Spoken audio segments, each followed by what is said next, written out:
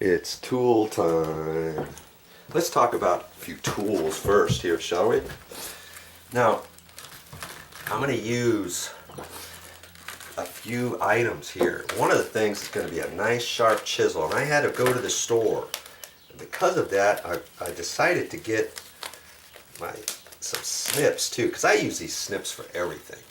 And you can buy these. I always get the red handle, but I get WISS. W-I-S-S. WISS, and this is 18 gauge aviation snips, they're called. Now you can get some off brands where you can get the yellow handle, which is different than these. These cut curves, but I can also cut a straight line with this, so I get the red handle. You get red handle for curves to the left, straight ones which are yellow handles, green ones if you're left-handed, let's say, and you want to make your cuts to the right.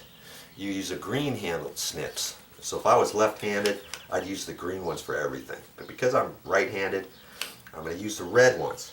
And I like to use WISP because they seem to last way longer than anything else I've ever used. I've got a pair in Hawaii, and I've had those for over 20 years. Same ones, they're still sharp enough to cut anything I want. They cost a few dollars more, but they're well worth it. Same thing with your other tools. Because you're starting to do things yourself, you can start investing in some tools. And for the other things, these cutters are easy to cut things out of packages nowadays. You know. And this chisel, it's got an end, so I'm gonna make sure to keep that covered, that tip. Your chisel is only as good as your tip on there, and it's got a metal into it. Sometimes you can get these that are plastic, and you keep hitting on there, and they start gouging. You could get a 3-pack for maybe $14. Well, this was one, and this was $9. But I'm going to use this for a lot of things. Okay.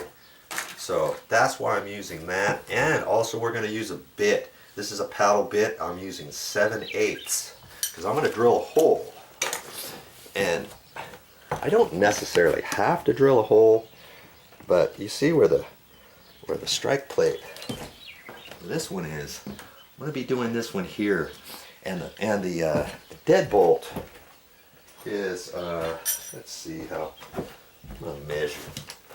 Right. Handy here is 3/4, a little over 3/4 of an inch tall.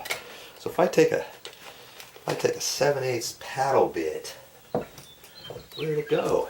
I take my paddle bit here. It's designed for wood. This one looks a little dull.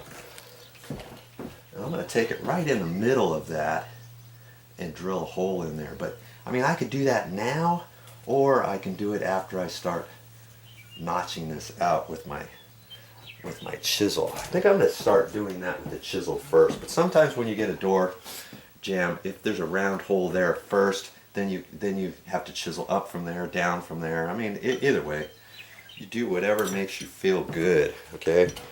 So now I'm going to use this chisel, and we're going to notch this out. Well, that's all I got for this time, but I'll be back with more videos.